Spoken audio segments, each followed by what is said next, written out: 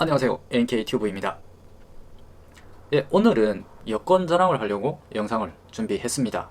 갑자기 뭔 뜬금없는 여권 자랑이냐고요? 뜬금없는 여권 자랑은 아니고 2021년 새해 최신 여권 파워 랭킹이 발표됐습니다. CNN 일본어판 뉴스에 따르면 2021년 최신 여권 파워 랭킹이 발표가 됐다고 합니다. 영국의 컨설팅 회사 헨리 앤드 파트너스가 발표한 2021년 최신 여권 파워 랭킹에서 독일과 함께 세계 189개 나라를 갈 수 있는 공동 3위에 올랐다고 합니다. 1위는 191개국을 갈 수 있는 일본 여권이었고요. 2위는 싱가포르 190개국이었다고 합니다. 보통 요거 여권 파워를 발표하는 두 개 기관이 있는데요. 헨리 앤드 파트너스라는 영국의 컨설팅 회사가 한 개가 있고요. 또 한 개는 캐나다의 아턴 캐피털이라는 회사가 또 한 개가 있습니다. 제일 오래된 회사가 바로 2006년부터 여권 파워 랭킹을 조사해서 발표하고 있는 바로 헨리 앤드 파트너스가 되겠고요. 두 번째가 바로 요거 2014년부터 여권 파워를 조사해서 발표하고 있는 아턴 캐피털이 될 것 같습니다. 헨리 앤드 파트너스의 여권 파워 순위는 매 분기별로 발표가 되고 있는데요. 2021년 첫 번째 분기 발표가 1월 7일 날에 있었다고 합니다. 전 세계 227개 국가와 지역이 있는데 그 중에서 한국이 189개 나라와 지역을 갈 수 있다 라는 얘기가 되겠습니다. 정말 대단하지 않나요, 여러분? 227개 나라와 지역이 있는 가운데서 그 중에 거의 대부분의 나라를 갈 수 있다 라는 얘기가 되겠습니다. 여기서 나라와 지역이라고 분리가 되는데요. 나라는 보통 우리가 생각하고 있는 그냥 일반 나라를 얘기하는 거고요. 지역이라고 하는 것은 유엔에서 공식적으로 국가로 인정받지 못한 나라들, 예를 들면 대만이라든가 그리고 그 외에 홍콩 같은 국가로서 공식적으로 인정이 안 된 것들을 지역이라고 분류되고 있습니다. 공식적으로 유엔에 승인한 국가, 그 외에 대만과 같은 그런 지역을 포함해서 무비자로 갈 수 있는 지역과 그리고 나라가 189개가 된다라는 얘기가 되겠습니다. 참 대단하죠. 한국의 여권의 파워라고 하는 것이 강대국이라고 할 수 있는 서구권 국가들보다도 한참 위에 있으니까 말이죠. 대부분의 서구권 국가들, 미국 같은 경우에도 순위가 한국보다는 많이 밑에 내려가 있습니다. 한국 여권의 파워가 참 대단한 것을 알 수 있습니다.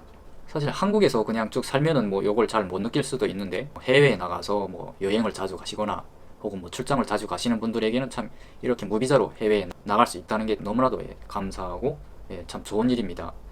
그런 의미에서 이제 오늘 영상을 준비했는데요. 간단하게 이제 여권 파워가 상위권에 들어가려면 또 어떤 조건이 필요한지, 그리고 또 제가 한국 여권을 얻기 전에 탈북민으로서 중국이라든가 동남아시아에서 경험했던 사실을 좀 오늘 영상을 통해서 또 여러분에게 좀 말씀드리려고 합니다.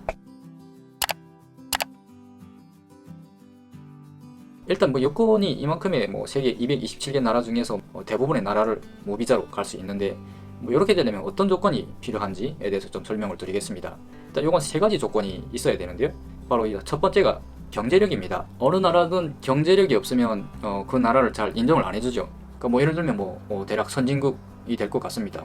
경제 발전을 이런 나라들이 이제 그런 거에 속한다고 할 수가 있습니다. 그래서 이런 경제력이 받침이 돼야지 그 나라를 대부분의 나라들이 인정을 해준다 라는 얘기가 되겠죠. 가난한 나라에서 무비자로 이제 미국이라든가 어디에 가게 되면 그 나라에 들어와서 불법 체류자로 남아서 그 나라 국민의 일자리를 뺏거나 치안이라든가 여러 가지 문제를 일으킬 수 있으니까 그런 불법 체류자로 남지 않을 것 같은 그런 나라들을 이렇게 무비자로 허락을 해줄 수 있다는 얘기가 되겠습니다. 이게 첫 번째 조건이고, 두 번째는 바로 외교력이라고 할 수가 있습니다. 아무리 그 돈이 많고 나라가 잘 산다고 하더라도 외교력이라고 하는 것은 사교성이라고 할 수가 있겠는데, 그 친구가 돈이 많은 건 알겠는데 과연 그 사람이 어떤 사람인지는 알 수가 없지만 그 사람이 사교성이 좋아서 야 우리 이거 친하게 지내자 이렇게 와서 말을도 걸어주고 그 사람하고 이렇게 좀 친하게 지내다 보면 이 친구 참 괜찮네, 돈도 있고 또 보니까 사람이 사교도 괜찮은 친구 같네 하고 이런 생각이 드는 거예요. 관계가 좋아지니까 서로 좀 친해지려고 이렇게 노력을 하게 되는 거죠. 이게 바로 외교력이라고 할 수 있는데, 단순히 돈이 많아서 그 나라를 인정을 해주냐, 그게 아니고 바로 여기에 그 외교력이라고 하는, 개인 관계로 얘기를 하면 사교성이라는 그런 얘기가 들어갈 것 같습니다.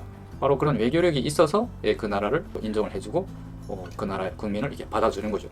경제력에서 따지면 당연히 한국이 아직 미국이라던가 그런 경제 대국보다는 한참 밑에 있지만, 그럼에도 불구하고 여권 파워에서 미국보다도 상위권에 속해 있는 그 이유가 바로 외교력이라고 할 수가 있겠죠. 그래서 이런 이유 때문에 한국 여권이 상위권에 속해 있다라고 할 수 있을 것 같습니다.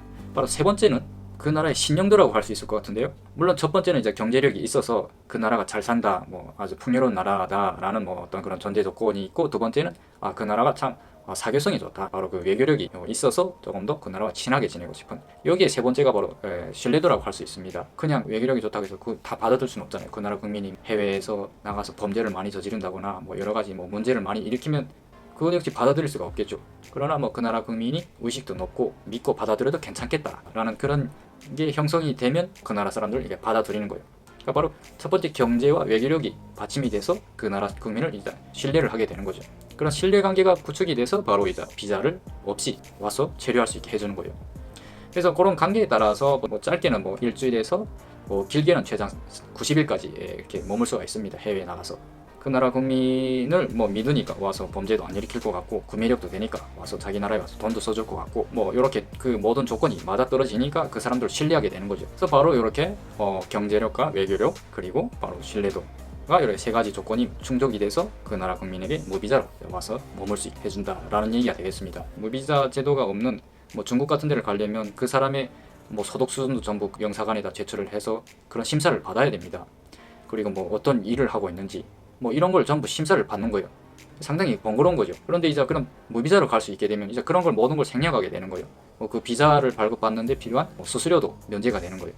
그러니까 뭐 여행을 자주 다니시는 분들에게는 상당히 참 좋은 제도라고 할 수가 있겠죠. 무비자라는 건. 그 227개 나라 중에서 바로 한국이 189개 나라를 비자 없이 갈 수 있다라는 얘기가 되겠죠.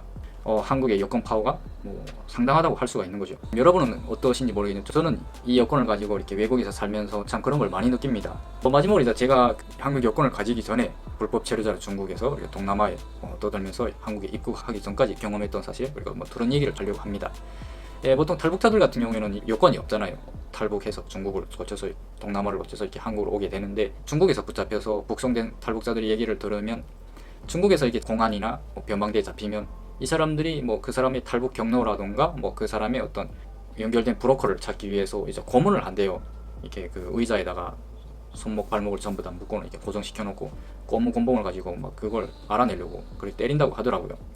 근데 사실 외국인을 갖다가 뭐 물론 외국인도 외국인 나름이겠지만 그렇게 마음대로 할 수가 없거든요.